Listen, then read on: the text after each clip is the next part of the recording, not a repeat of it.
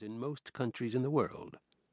The icy realization that no matter what their achievements, the past had gone. Time had rolled forward. The spy was being sent back out into the cold. Or, put another way, the spy had gone beyond his usefulness to his master. In the case of Eilat I, he might simply have become too important. And there was only one solution for that. Eilat believed they were going to kill him. He further believed they were going to kill him that same night. He guessed there was already a surveillance team watching his little house set in a narrow alley up toward Al-Jamuri Street. He would be wary, and he would be calmly self-controlled.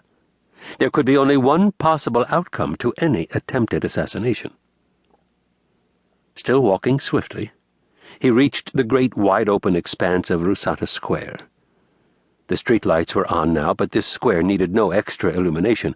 A 50-foot-high portrait of the president was floodlit by more voltage than all the city streetlights put together.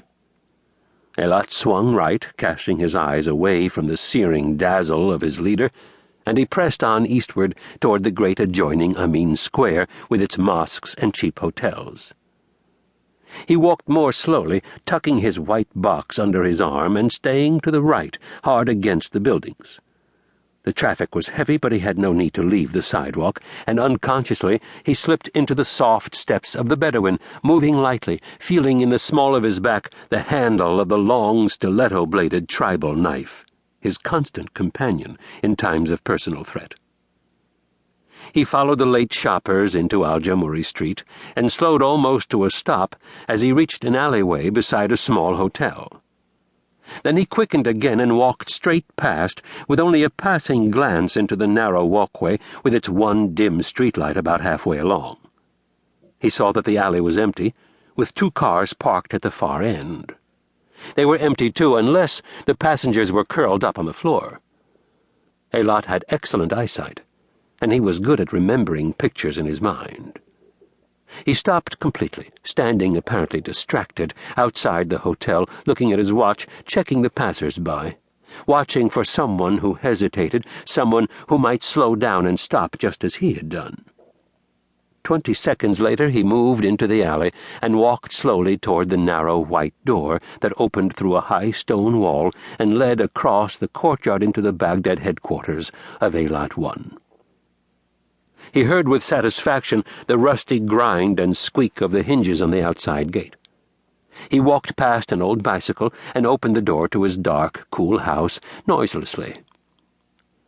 "I wonder if they'll come in friendship," he wondered to himself. "Or will they just come busting in with a Kalashnikov and blow the place apart?" He turned on the light in the wide downstairs hall and checked the setting on the low laser beam he had installed to inform him whether anyone had entered during his absence. There had been no one. And the white light on the wall panel, which flickered red if anyone opened a window, was steady. On reflection, he thought, they will probably try to take me out in the small hours of the morning. Stealth will be their method, and I suspect they will use knives, messy but silent. At least that's what I'd do were I a simple paid assassin. I can't see them risking gunfire, and I can't imagine them confronting me even in friendship, not with my current reputation. It was after 8 o'clock, and Eilat went to work with 2 screwdrivers, a large one for driving a bracket into the wall, a small one for electrical connections. "The key to murder in the dead of night," he muttered, "is vision. Night vision."